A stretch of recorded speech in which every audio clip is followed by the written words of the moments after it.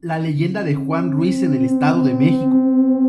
Existe una peña por el camino a Tlamacas, donde según nos cuenta esta leyenda, se aparece el demonio. Se dice que hasta ahí llegó un hombre pobre, llamado Juan Ruiz, y que hizo un pacto con el demonio, firmándolo con su propia sangre. Después de este hecho, se dice que lo visitaba en su casa un hombre muy elegante, y que se escuchaba como si descargara dinero. De ahí, Juan Ruiz se hizo rico. Al pasar el tiempo, él empezó a comportarse muy extraño e inquieto. Sus familiares alarmados lograron que confesara los motivos de su inquietud.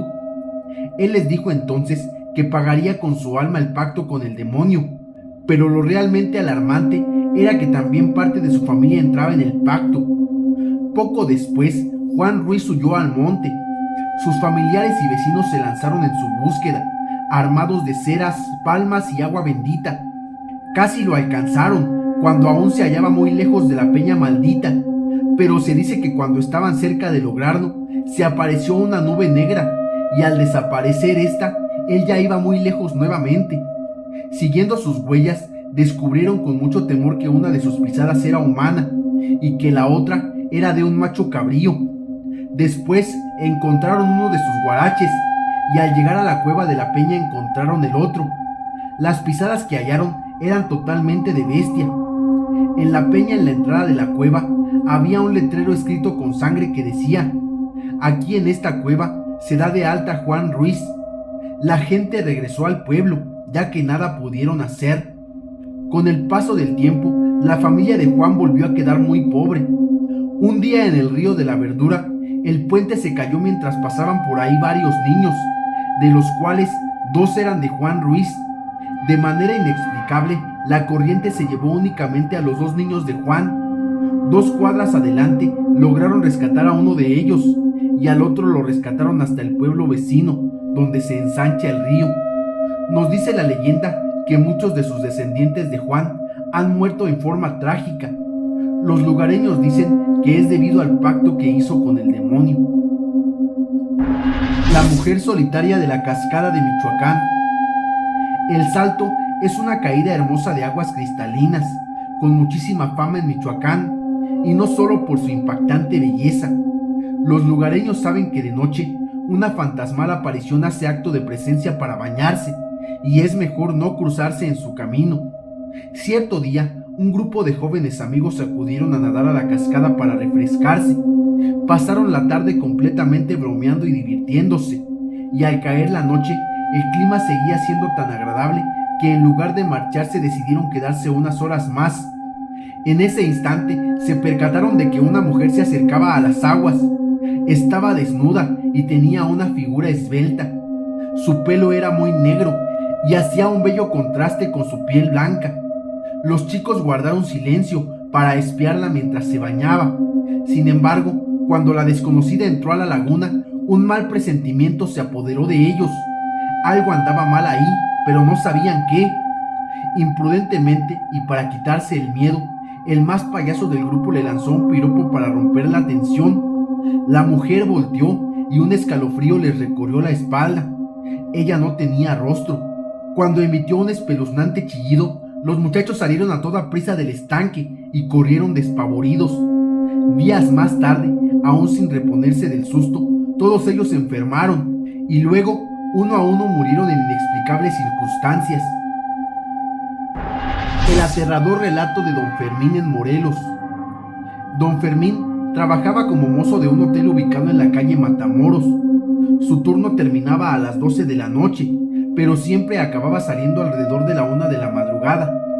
Como no tenía vehículo, ni siquiera bicicleta, se veía obligado a caminar hasta su humilde morada, ubicada en el poblado de San Antonio.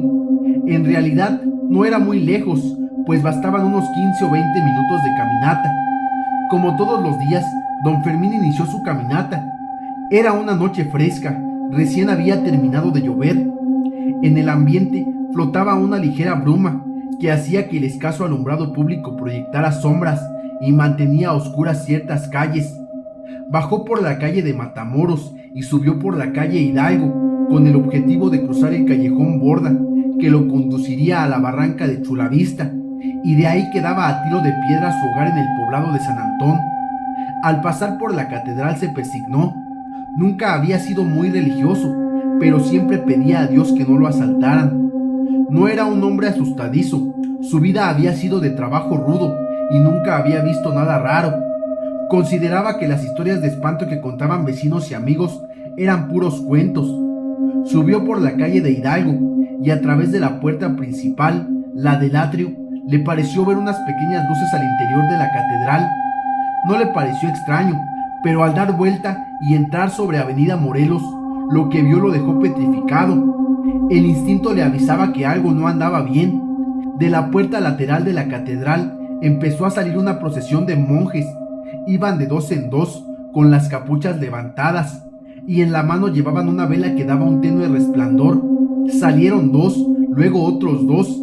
A continuación salieron cuatro, que llevaban en hombros lo que parecía un féretro.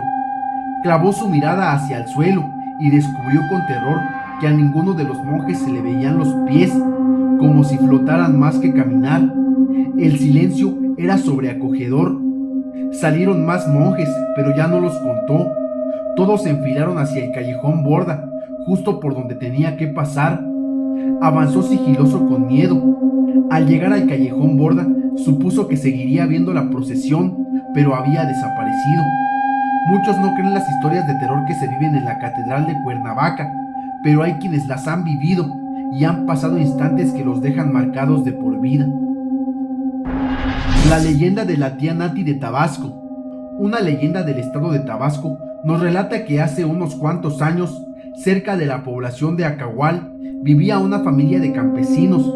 La integraban el padre, don Remigio, la madre doña Eustaquia, un joven llamado Ernesto de 11 años y una pequeña de 7, Silvia. En una ocasión, Silvia se ofreció a traer el líquido del lugar a donde habitualmente lo hacía. Los padres le dieron permiso. Ella con su cántaro se encaminó, pero detrás de ese ofrecimiento, la intención de la infante era correr entre los montazales y subirse a los árboles. Así se divertía. Sin darse cuenta se fue alejando. Se alejó de la misma y fue a dar hasta un lugar que tenía muchos árboles, un pequeño riachuelo y rocas que invitaban a sentarse. La pequeña Silvia, viendo el lugar tan bonito, decidió quedarse a ver las mariposas que aún volaban cerca de las flores que crecían a las orillas del riachuelo. Se encontraba muy entretenida cuando de pronto vio acercarse a una mujer. Al principio no tuvo miedo, pero conforme la mujer se aproximaba, el terror fue apoderándose de la niña. Se trataba de una mujer que tenía el cuerpo todo peludo, con enormes ojos desorbitados, en los cuales se podían ver llamas rojas y amarillas. La mujer sonreía con una mueca terrible.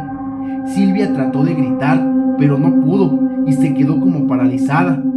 Al acercarse más la mujer, Silvia se dio cuenta de que se trataba de la tía Nati, una mujer demoníaca a la que se consideraba como una bruja maligna y de quien se cuenta que si la llegas a ver, las personas se enferman fatalmente hasta irse de este plano. Poco después, los desconsolados padres supieron que la causa del fallecimiento de su hija había sido por el terrible encuentro con la tía Nati, quien acostumbraba a vagar por todos los pueblos de Tabasco en espera de encontrarse algún niño o adolescente para quitarle su juventud.